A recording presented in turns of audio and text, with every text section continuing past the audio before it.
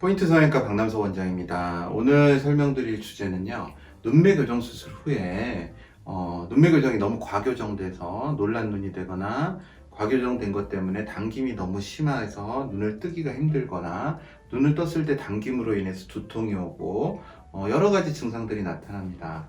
눈매 교정을 너무 광범위하게 시행하고 또 그 눈매 교정은 무조건 좋다라는 그런 어떤 주입식 어떤 결과 때문에 성형외과에 쌍꺼풀 수술을 하면은 눈매 교정을 다 해야 되는지 압니다. 물론 눈매 교정을 하면은 굉장히 좋은 결과를 얻는 경우도 많습니다.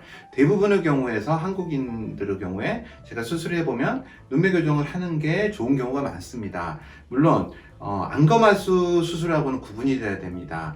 예, 일부 선생님들은 안검하수 수술에 이게 연장선에 있는 수술이기 때문에 한국 사람들은 가성안검하수가 많다. 가성안검하수라는 거는 진짜 안검하수가 아니고 눈 주변에 조직이 많고 눈두덩이가 이렇게 눌린 듯이 아니면 피부가 처졌듯이 그런 문제 때문에 이걸 안검열이라고 하는데요. 이 안검열을 덮고 있어서 마치 안검하수처럼 보이는 걸 가성안검하수라고 합니다. 그런 가성안검하수에서 수술을 너무 의사들이 무분별하게 하고 있다. 그렇게 표현을 하시는데요. 그렇지는 않은 것 같습니다. 눈매 교정 자체가 분명히 좋은 수술이면 분명합니다. 제가 한 번씩 언급을 하는데요. 좋은 약이 약간의 부작용이 있다고 그 약을 안 쓰면 안 되는 겁니다. 미용적으로 약간의 눈매 교정을 함으로써 눈을 시원하게 해주고 눈을 밝아 보이게 하는 건 굉장히 좋은 것이라고 생각합니다.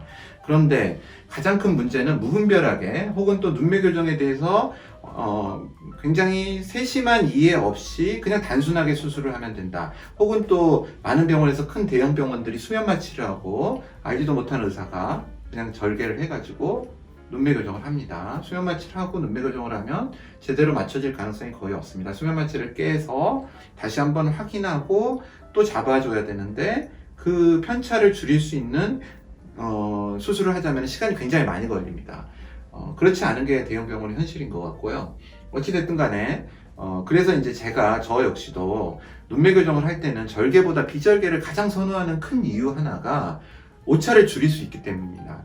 절개가 확실하고 쌍꺼풀이 안 풀린다고 생각을 하는 많은 분들이 있고 또 그렇게 믿어왔기 때문에 쌍꺼풀을 안 풀리고 또 늘어진 살을 제거하려면 절개를 해야 된다는 어떤 그런 선입견 때문에 성형외과 선생님마저도 절개를 많이 하십니다. 그런데 절개를 하면은 굉장히 수술을 복구하기가 힘들어지고요. 또 절개를 하는 순간 부기와 또 여러 가지 조직의 부종, 여러 가지 변수들, 피가 나고 그런 것 때문에 또 멍이 안에 조직 안에 들면은 또 그것도 변수가 됩니다. 근육 내에 멍이 들면은 더 큰 변수가 되고요. 그런 것들 때문에 절개를 했을 때 그 편차를 맞추기가 너무너무 어렵습니다. 그래서 저는 첫 수술의 경우에는 가급적 절개를 안 하고 비절개를 하는 이유가 가장 큰 이유가 그거기도 합니다. 사실 완벽하게 맞출 자신이 없기 때문입니다. 그 누구도 자신할 수는 없습니다. 아무리 세상에서 쌍꺼풀 수술을 제일 잘하는 사람도 완전한 대칭을 맞춘다는 것은 불가능에 가깝습니다. 그런데 그렇게 절개 눈매 교정을 하면서 절개 쌍꺼풀을 하면서 눈매 교정을 동시에 하는데 더군다나 수면 마취로 이분도 수면 마취로 하셨다는데요. 수면 마취를 하면서 안검 거근을 자르고 앞에다 당겨주는 수술, 그걸 리베이터 아포뉴로시스 플리케이션이라고 하는데요. 이렇게 거근 전진술을 하면은 도대체 얼마를 잘라야 될지도 모르겠고요.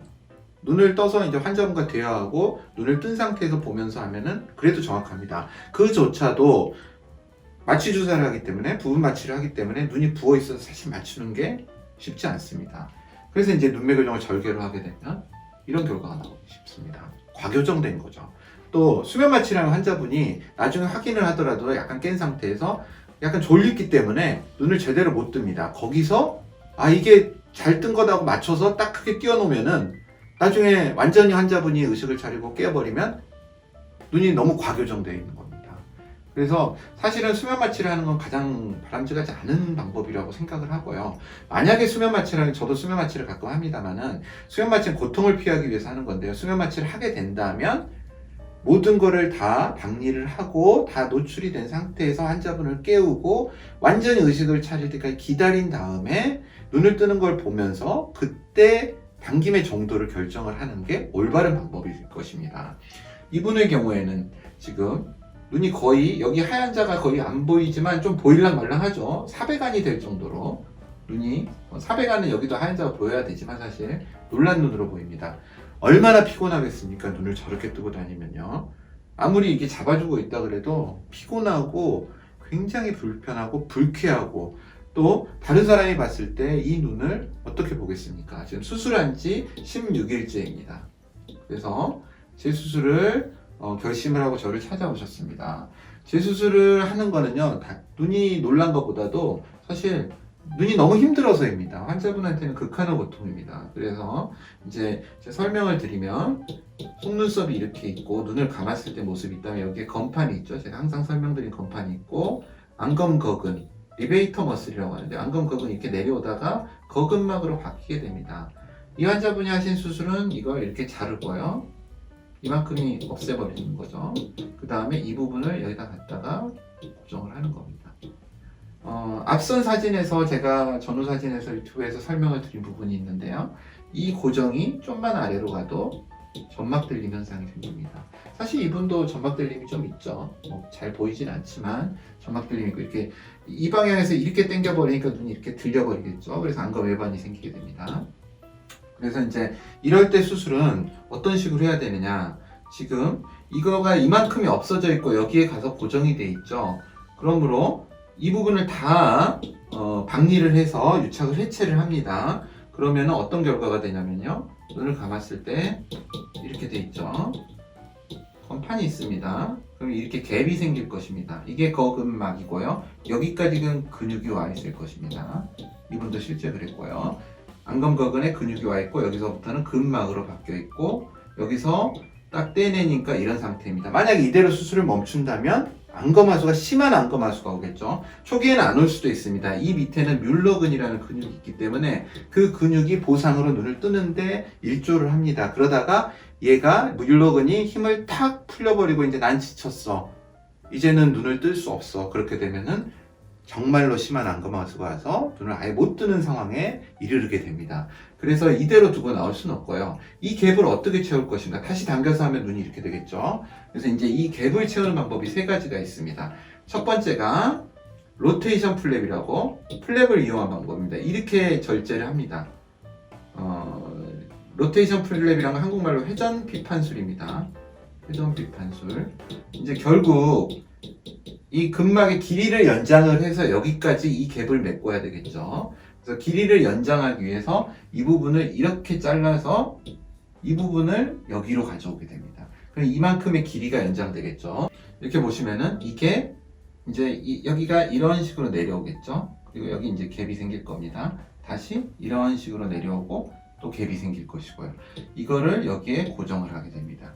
결국 이 근에 그러니까 안검거근의 힘을 이걸로 전달을 시키게 만드는 게 회전 비판술입니다. 또 하나의 방법은 지금 이렇게 갭이 발생을 하였죠. 이렇게 건판이 있고 이렇게 갭이 발생하였죠. 이 갭을 막는 다른 방법입니다. 그거는 측두근막 이식수술이라는 게 있습니다. 측두근막 이식술.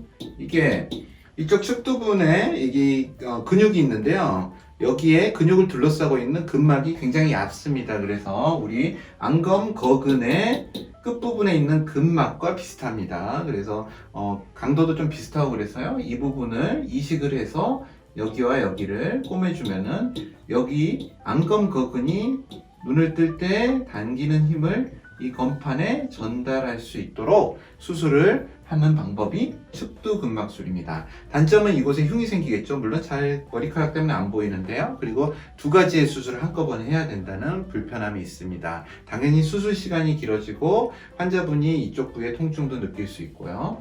그래서 이제 이거를 하는 경우는 아까 회전 피판술하고 달리 기존 수술로 이 부분이 많이 너덜너덜해지거나 별로 이 근막의 상태, 끝부분의 상태가 좋지 않거나 이 근육까지 거의 잘라가지고 굉장히 강하게 퇴축이 왔을 때 그렇게 수술을 하게 됩니다. 여기에 근막이 거의 없기 때문에 여기에 연결을 하기가 쉽지 않기 때문입니다. 그리고 세 번째, 알로덤을 이용할 방법이 있습니다. 알로덤은 많이 알고 계시겠지만 코나 또 혹시 다른 부분에 많이 쓰는 인공 진피입니다. 사실 인공이라 그래서 사람이 만든 건 아니고요. 그 사체의 진피를, 사체 이 피부 아래에 바로 있는 진피를 채취를 합니다. 그래서 그거를 감마레이로 면역을 완전히 없애버린 상태에서 제품을 생산한 게 알로덤입니다. 이 알로덤을 이 사이에 습두근막처럼 붙이고 꼬매주는 그런 방식으로 이러한 퇴축 교정술을 할 수가 있습니다. 제가 한 가지 빼먹은 게 있습니다. 이렇게 눈을 크게 뜨는 거, 이거보다 더 이상으로 뜨는 거를 안검 퇴축이라고 합니다. 그래서 이제 환자분들이 퇴축술 해가지고 이 안검 퇴축술이 이렇게 내리는 수술인데, 사실 퇴축이라는 의미는 눈을 너무 크게 있는 노란 눈을 말하는 거고요. 어찌 보면은 정확한 명칭은 퇴축 교정술이 맞을 것 같습니다. 퇴축을 교정하는 수술, 그래서 퇴축 교정 수술, 이게 맞을 것 같고요. 이분의 경우에는 퇴축 정도까지는 아니지만 눈매교정 과교정으로 인해서 이 과교정을 이완시키고 눈을 정상화시키기 위해서 퇴축 교정술을 응용한 케이스입니다. 이 수술 후의 모습을 보면요, 아직 뭔가 부기가 있는데요, 일주일째 사진이라서요, 눈이 굉장히 편안하고 정상적인 눈, 그리고 검은자가 어느 정도 정상적으로 덮여있는 그런 모습을 볼 수가 있습니다. 사실 더 회복이 되면서 이런 부분이 좀 더 떨어질 수 있습니다. 그것까지 정밀하게 교정을 할 수가 없습니다. 사실 이 상태를 벗어나야 되기 때문에 수술을 하는 거고요. 최대한 양측을 맞추지만 약간 라인이라든지 그런 차이는 있을 수가 있기 때문에 이 퇴축 교정 수술을 할 때 어떤 경우에는 아예 안검하수를 유발을 시켜서 최대한 여기에다 점막에 눈을 거의 못 뜨는 상태까지는 아니지만 최대한 이거를 여유 있게 만든 다음에 다시 눈매 교정으로 조절을 하는 그런 방식을 쓰는 경우도 있습니다. 또 그게 더 어려운 것 같은데요, 저는. 그래서 저는 동시에 하고, 만약에 약간의 미묘한 차이가 있다면 비절개 눈매 교정이나 혹은 약간 열어서 부분절개로 미세 조정을 하는 방식을 사용하고 있습니다. 이렇게 과교정된, 눈매 교정이 과교정된 환자분들이 요즘 최근에 눈매 교정 수술이 저변화되면서 굉장히 많아지고 있는데요. 이런 식으로 수술을 하면은 이 부분을 충분히 해소할 수 있고요. 또 이 상태라면 이거는 시간이 지나도 좋아지지 않습니다. 6개월을 기다릴 수가 없습니다. 환자분은 고통 그 자체고요. 또 6개월 후면은 이러한 게 완전히 조직이 딱 붙어서 사실 어떤 면에서는 수술을 더 하기가 힘들어집니다. 그래서 빨리 병원에 방문하셔서 이런 부분은 교정을 하는 게 올바른 해결책이라고 봅니다. 포인트 성형외과 박남석 원장이었습니다. 여러분의 좋아요와 구독이 저에게 큰 힘이 됩니다. 좋아요를 꾹 눌러주세요. 감사합니다.